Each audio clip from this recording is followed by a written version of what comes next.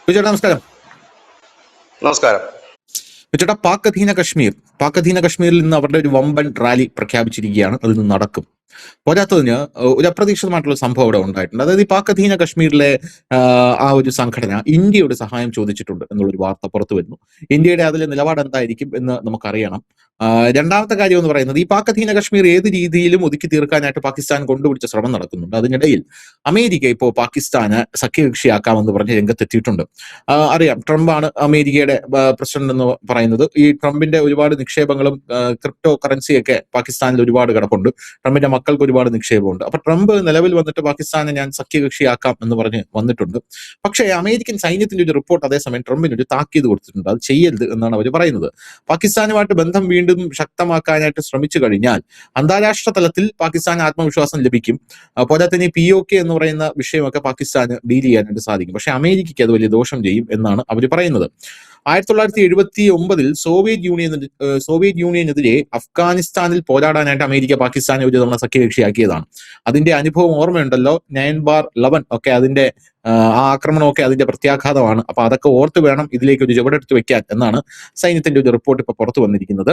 America പാകിസ്ഥാനെ തന്ത്രപ്രധാന കാരണങ്ങളാൽ വീണ്ടും പിന്തുണച്ചാൽ പാകിസ്ഥാന്റെ ജനാധിപത്യം, മനുഷ്യാവകാശം തുടങ്ങിയ വിഷയങ്ങളിൽ അന്താരാഷ്ട്ര സമ്മർദ്ദം കുറയ്ക്കാൻ ഇവർക്ക് സാധിക്കും. അത് അവർക്ക് വലിയ അപ്പർ ഹാൻഡ് ആണ്. പാക് അധീന കശ്മീരിന്റെ വിഷയമൊക്കെ അവർക്ക് ഒതുക്കി തീർക്കാനല്ല, അത് പുറം ലോകം അറിയാതെ അവർക്ക് ഡീൽ ചെയ്യാനായിട്ട് സാധിക്കും. പക്ഷേ അമേരിക്കയിലെ സൈനികർ അതിന് സമ്മതിക്കുന്നില്ല എന്നുള്ളതാണ് മറ്റൊരു പ്രധാനപ്പെട്ട കാര്യം. അപ്പൊ ഈ ഒരു വിഷയത്തിൽ ഇന്ത്യയുടെ ഒരു നിലപാട് എന്തായിരിക്കും? പാകിസ്ഥാനിലെ ജനങ്ങൾക്ക് ഇന്ത്യ സഹായം ചെയ്യാൻ തീരുമാനിക്കുമോ? ട്രംപിന്റെ ഇപ്പോഴുള്ള ഈ ഒരു നിലപാട് അത് എന്തർത്ഥത്തിലാണ്? രണ്ട് കാര്യങ്ങളുണ്ട്. ഒന്ന്, ഈ ചൈനയുമായി പാകിസ്ഥാൻ കൂടുതൽ അടുക്കാതിരിക്കുക. അതായത് ഇപ്പം ട്രംപിന്റെ ഒരു നയം എന്ന് പറഞ്ഞാൽ, കഴിഞ്ഞ ദിവസം ട്രംപിനെ വിമർശിച്ചുകൊണ്ട് അവരുടെ മുൻ നയതന്ത്ര പ്രതിനിധികളടക്കം രംഗത്തെത്തുന്ന ഒരു കാഴ്ചയൊക്കെ കണ്ടു. കാരണം ഈ പാകിസ്ഥാനെ കൂട്ടുപിടിക്കുക എന്ന് പറഞ്ഞാൽ ട്രംപിനെ സംബന്ധിച്ച് ഈ മേഖലയിൽ അവർക്കൊരു സ്പേസ് വളരെ കാലമായിട്ട് അവർ ആഗ്രഹിക്കുന്നത്. പാകിസ്ഥാൻ അവരുടെ ഒപ്പം തന്നെയാണ്. അപ്പോൾ ഒരു സ്വതന്ത്രമായ ഒരു സ്പേസ് ഉണ്ടാക്കിയെടുക്കുക, അവരുടെ സൈനിക താവളങ്ങളടക്കം എടുത്തുകൊണ്ട് ഒരു സ്വതന്ത്രമായ സ്പേസ്. ഇവിടെ ചൈനയും ഇന്ത്യയും ഒരേപോലെ ലക്ഷ്യം വെക്കാൻ കഴിയും. ആരെ വേണമെങ്കിലും ഇവർക്ക് ടാർഗറ്റ് ചെയ്യാൻ കഴിയും. അപ്പൊ ഈ മേഖലയിൽ ഒരു അപ്പർ ഹാൻഡ് ഇവർക്ക് ലഭിക്കും.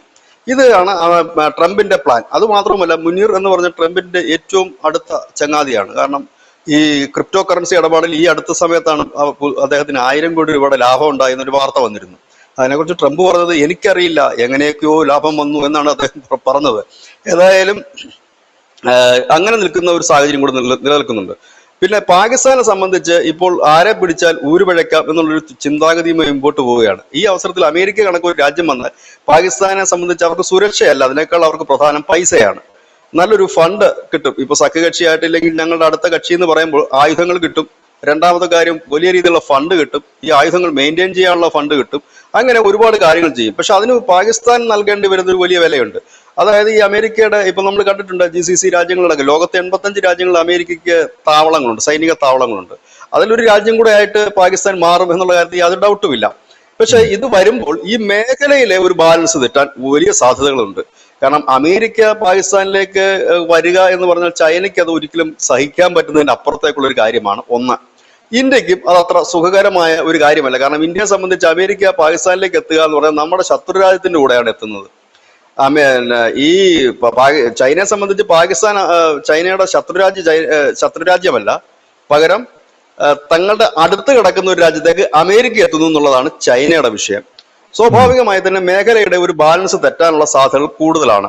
കാരണം സെൻട്രൽ ഏഷ്യയിലേക്ക് അവർ കടന്നു കയറുന്നത് നാളെ ദക്ഷിണേഷ്യയിലേക്ക് ഒരു കവാടം അവർക്ക് തുറക്കുന്നതിന് തുല്യമാണ്. പ്രത്യേകിച്ച് തായ്വാൻ ഉൾപ്പെടെയുള്ള വിഷയങ്ങളുമായി ചൈന നിൽക്കുമ്പോൾ വലിയ ദൂരമില്ല തായ്വാനിലേക്ക് പിന്നെ പോകാനായിട്ട്. അത് അവർ നന്നായിട്ട് മനസ്സിലാക്കുന്നുണ്ട്. പിന്നെ ഈ ഇന്ത്യയെ സംബന്ധിച്ച് നമുക്കത് കൂടുതൽ തലവേദന സൃഷ്ടിക്കും. കാരണം പാകിസ്ഥാനാണ്. എപ്പോൾ വേണമെങ്കിലും അമേരിക്ക പറഞ്ഞു കഴിഞ്ഞാൽ ഇവിടെ ഭീകരാക്രമണമോ മറ്റു ആക്രമണമോ നടത്താൻ അവർക്ക് യാതൊരു മടിയും ഉണ്ടായില്ല. ഈ കഴിഞ്ഞ ദിവസങ്ങളിലൊക്കെ പാകിസ്ഥാൻ ഒരു ചൂടുമാറ്റം വളരെ ശ്രദ്ധേയമായ ഒരു കാര്യമാണ്. പാകിസ്ഥാൻ ഇപ്പോൾ ചൈനയെ പതുക്കെ കൈവിട്ട് തുടങ്ങിയിട്ടുണ്ട്. ചൈനയുടെ ഈ വ്യോമ പ്രതിരോധ സംവിധാനങ്ങളൊക്കെ പാടെ പരാജയമായിരുന്നു എന്ന് പറഞ്ഞുകൊണ്ട് ഇപ്പോൾ തുർക്കിയുടെ വ്യോമ പ്രതിരോധ സംവിധാനം വാങ്ങാൻ ഒരു വലിയ കരാർ ന്യൂസ് ഇന്ത്യ മലയാളം ഇന്ന് സമഗ്രമായിട്ട് അതിന്റെ വാർത്ത കൊടുത്തിട്ടുണ്ട്. നമ്മുടെ ന്യൂസ് ഇന്ത്യ മലയാളം ചാനലിൽ അത് നൽകിയിട്ടുണ്ട്. ആ സംഭവമാണ് ഇപ്പോൾ നമ്മളുടെ ഇതിലേക്ക് കൂടുതലായി കടന്നു വരുന്നത്. അപ്പം ഇങ്ങനെ ഒരു രീതി, അതായത് ഇപ്പോൾ ധനുഷിപ്പ് ഈ ഒരു റിപ്പോർട്ടിന്റെ ഈ പറയുമ്പോൾ തന്നെ പതുക്കെ ആയുധക്കാര്യത്തിലെങ്കിലും ചൈനയെ പതുക്കെ പാകിസ്ഥാൻ വിട്ടു തുടങ്ങുന്ന ഒരു കാഴ്ച. ഈ അടുത്ത സമയത്ത് മറ്റൊരു വാർത്ത പാകിസ്ഥാനിൽ നിന്ന് വന്നിരുന്നു. അവർ വലിയൊരു കടത്തിലാണ്. ഈ കടം എങ്ങനെ വീട്ടാൻ കഴിയുമെന്നതിനെ കുറിച്ചല്ല അവർ ചിന്തിക്കുന്നത്. ഈ കടത്തിനിടയിലും എങ്ങനെ മുമ്പോട്ട് പോകാൻ കഴിയുമെന്നാണ് അവർ ചിന്തിക്കുന്നത്. കടം വീട്ടുക അസാധ്യമാണ് ഈ അടുത്ത സമയത്തൊക്കെ. കാരണം IMF നിന്നൊക്കെ ഇനി 5 പൈസ പോലും കിട്ടാത്തൊരു സാഹചര്യം. കാരണം അവരുടെ കടം എടുപ്പിന്റെ പരിധി തന്നെ കഴിഞ്ഞിരിക്കുന്ന ഒരു സാഹചര്യം. ഈ സാഹചര്യത്തിൽ എവിടെ നിന്ന് ഇച്ചിരി ഫണ്ട് വരും?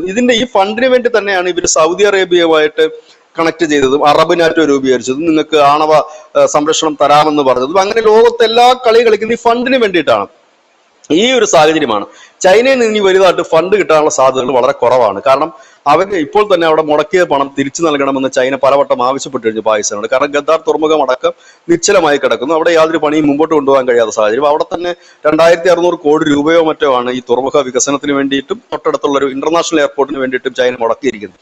ഈ പണമൊക്കെ തിരിച്ചു തരണമെന്നുള്ളത്. ഇങ്ങനെ ഒരു സാഹചര്യത്തിൽ പാകിസ്ഥാനെ സംബന്ധിച്ചത് എല്ലാം കൊണ്ടും നല്ല കാര്യമാണ്. പക്ഷെ അമേരിക്കയെ സംബന്ധിച്ച് അത് ഒരു വലിയ ബുദ്ധിമുട്ട് ഭാവിയിൽ ഉണ്ടാക്കി വെക്കും. കാരണം കഴിഞ്ഞ ദിവസം തന്നെ അവരുടെ ഈ പെന്റഗണിൽ നിന്നൊക്കെ റിട്ടയർ ചെയ്ത ഉദ്യോഗസ്ഥർ തന്നെ പറയുന്നു, ഇന്ത്യയെ പിണക്കിക്കൊണ്ട് മുമ്പോട്ട് പോകരുത്. പാകിസ്ഥാനെ സഖ്യകക്ഷിയെ വെച്ചാൽ ഇന്ത്യ പിണങ്ങേണ്ടി വരും. ഇന്ത്യയെ പിണക്കി കഴിഞ്ഞാൽ ചൈനയെ തടയിടുക വലിയ പ്രയാസകരമാണ്. പാകിസ്ഥാനെ മുൻനിർത്തി ചൈനയെ തടയിടുക പ്രയാസകരമായ കാര്യമാണ്. പകരം ഇവിടെ ഒരു സഖ്യകക്ഷിയില്ലാതെ പാകിസ്ഥാനെ അമേരിക്കയ്ക്ക് ഒരു സഖ്യകക്ഷിയായിട്ട് കണ്ടുകൊണ്ട് ചൈനയെ പോലൊരു വലിയ രാജ്യത്തെ നേരിടുക പ്രയാസകരം തന്നെയാണ്. സ്വാഭാവികമായി ഇന്ത്യ കണക്ക് ഒരു രാജ്യത്തെ കിട്ടിയാൽ ചൈനയെ തടഞ്ഞു നിർത്താനെങ്കിലും കഴിയും. അതുകൊണ്ട് ബന്ധം വഷളാക്കരുത്. കാരണം അവിടെ എന്താണ് സംഭവിച്ചത്? ഈ അമേരിക്കയുടെ ഈ മുൻപ് ഇതേ നിലപാട് കൊണ്ടാണ് ഇന്ത്യ അടക്കമുള്ള രാജ്യങ്ങൾക്ക് സോവിയറ്റ് യൂണിയനുമായി ബന്ധം സ്ഥാപിക്കേണ്ടി വന്നത്. അത് ഒരുപക്ഷെ അമേരിക്ക പാകിസ്ഥാനിലേക്ക് എത്തുകയാണെങ്കിൽ RIC എന്നൊരു സഖ്യം വളരെ സ്ട്രോങ് ആകും അധികം വൈകാതെ തന്നെ. അതായത് റഷ്യ, ഇന്ത്യ, ചൈന എന്നുള്ള സഖ്യം കുറച്ചുകൂടി വളരെ സ്ട്രോങ് ആകുകയും അവർ മുൻപോട്ട് പോവുകയും ചെയ്താൽ ഈ മേഖലയിലാകെ തന്നെ മുഴുവൻ കാര്യങ്ങളും തകിടം മറിയുകയും ചെയ്യും. ഭാവിയിൽ പാകിസ്ഥാൻ ഒറ്റപ്പെടുകയും ചെയ്യും. പാകിസ്ഥാൻ ഒറ്റപ്പെടുന്നൊന്നും അവിടുത്തെ ഭരണാധികാരികൾക്ക് ഒരു വിഷയമേ അല്ല. അവർക്ക് പൈസ കിട്ടണമെന്ന് മാത്രമേ ഓരോ ഭരണാധികാരിയും ആഗ്രഹിക്കുന്നുള്ളൂ. അല്ലാതെ അവർക്ക് അങ്ങനെ ആരുടെ കമ്മിറ്റ്മെന്റുകളൊന്നുമില്ല. ഇതാണ് ഇനി സംഭവിക്കാൻ സാധ്യതയുള്ളൊരു കാര്യം. ഏതായാലും ഇപ്പോൾ ഈ സെൻട്രൽ ഏഷ്യ, മിഡിൽ ഈസ്റ്റിൽ ഇപ്പൊ ഇറാനുമായിട്ട് അമേരിക്ക നടത്തിയ ഒരു യുദ്ധം, ആ യുദ്ധത്തിൽ നിന്ന് കുറെ പാഠങ്ങൾ അമേരിക്ക പഠിച്ചിട്ടുണ്ട്. ആ പാഠം കൂടെ ഉൾക്കൊണ്ടുകൊണ്ടായിരിക്കും അവർ പക്ഷെ പാകിസ്ഥാനുമായിട്ട് കുറച്ചുകൂടി അടുക്കുന്നത്. പക്ഷെ അത് അങ്ങനെ അടുത്തു കഴിഞ്ഞാൽ അത് ഇറാനുമായിട്ട് ഭാവിയിൽ, ഇപ്പോൾ അവർ വെടിനിർത്തലും അങ്ങനെയൊക്കെ പോകുന്നു, അത് എത്ര നാൾ നിൽക്കുമെന്ന് നമുക്ക് പറയാൻ കഴിയില്ല. ഭാവിയിൽ അവരുമായിട്ടുള്ള ബന്ധം എങ്ങനെയായിരിക്കും, അഫ്ഗാനിസ്ഥാനുമായിട്ടുള്ള ബന്ധം എങ്ങനെയായിരിക്കും, ഇങ്ങനെ ഈ മേഖലയിലുള്ള രാജ്യങ്ങളുമായിട്ടുള്ള ബന്ധങ്ങൾ ഏത് തരം. കാരണം അമേരിക്ക ഇത് ആദ്യമായിട്ടല്ല പാകിസ്ഥാനിൽ വരുന്നത്, അവരോട് ബന്ധം സ്ഥാപിക്കുന്നത്. ഇതിനു മുമ്പ് പലപ്പോഴും സ്ഥാപിച്ചിട്ടുണ്ട്. ഇവര് 10-20 വർഷക്കാലം അഫ്ഗാനിസ്ഥാനിൽ പണി നടത്തിയത് മുഴുവൻ ഈ പാകിസ്ഥാന്റെ ബേസുകൾ ഉപയോഗിച്ച് തന്നെയായിരുന്നു. എന്നിട്ട് എന്ത് നേടി എന്നുള്ളത് അതിൽ നിന്ന് ഒന്നും മനസ്സിലാക്കാൻ കഴിയുന്നില്ല. അത് ഭരണം താലിബാനിലേക്ക് പോയി എന്ന് മാത്രമല്ല, പാകിസ്ഥാന് ഇടയ്ക്കിടയ്ക്ക് അവരുടെ കയ്യിൽ നിന്ന് കൂടെ അടിമേടിക്കേണ്ട ഒരു സാഹചര്യം ഇപ്പോൾ വന്ന് ചേർന്നിരിക്കുന്ന ഒരു സാഹചര്യമാണ്. ഇനി ഒരു പ്രസക്തമായ കാര്യം, ഇന്നത്തെ ദിവസം ഈ പാക് അധിനിവേശ കാശ്മീരിൽ ഒരു വലിയ മാർച്ചിന് ഈ ജോയിന്റ് അവാമി കൗൺസിൽ ആഹ്വാനം നൽകിയിരിക്കുന്നത്. ഇതിനിടയിലാണ് അവരുടെ ഒരു നേതാവ് സർദാർ അമൻ ഖാൻ എന്ന് പറയുന്ന നേതാവ് ഒരു ആഹ്വാനം നൽകിയിട്ടുണ്ട്, ഇന്ത്യ സഹായിക്കണം എന്നുള്ളത്. ഇത് നമ്മൾ പ്രതീക്ഷിച്ചിരുന്ന ഒന്നാണ്. നമ്മൾ മുൻപും സംസാരിക്കുമ്പോൾ പറയുമായിരുന്നു അവർ സഹായം അഭ്യർത്ഥിക്കുന്ന ഒരു സാഹചര്യം വരും. ആ ഒരു നിർണായകമായ ഒരു സാഹചര്യം എത്തിയിരിക്കുകയാണ്. അവർ പറയുന്നത് ഞങ്ങളുടെ ഭക്ഷണമില്ല, മരുന്നില്ല, കുടിവെള്ളമില്ല, ഞങ്ങളെ സഹായിക്കാൻ ഇന്ത്യ മുൻപോട്ട് വന്നേ മതിയാകും. കാരണം നിങ്ങൾ കൂടി ഞങ്ങളെ കൈവിട്ട് കഴിഞ്ഞാൽ ഇവരുടെ ഇടയിൽ കിടന്ന് ഞങ്ങൾ മരിച്ചു പോകും എന്ന്. അതൊരു യാതനയുടെ സ്വരത്തിലാണ് അവർ പറയുന്നത്. കാരണം അവർക്ക് വേറെ എങ്ങും നിവൃത്തിയില്ല, വേറെ ആരും സഹായിക്കാനില്ല. ഈ ഒരു സാഹചര്യത്തിലാണ് ഇവിടെ ഇന്ത്യ എന്ത് ചെയ്യും? ഏതായാലും ഇന്ത്യൻ പട്ടാളം അവിടെ പോയിട്ട് അവരെ സഹായിക്കുക എന്നുള്ളത് നടക്കുന്ന ഒരു കേസേ അല്ല.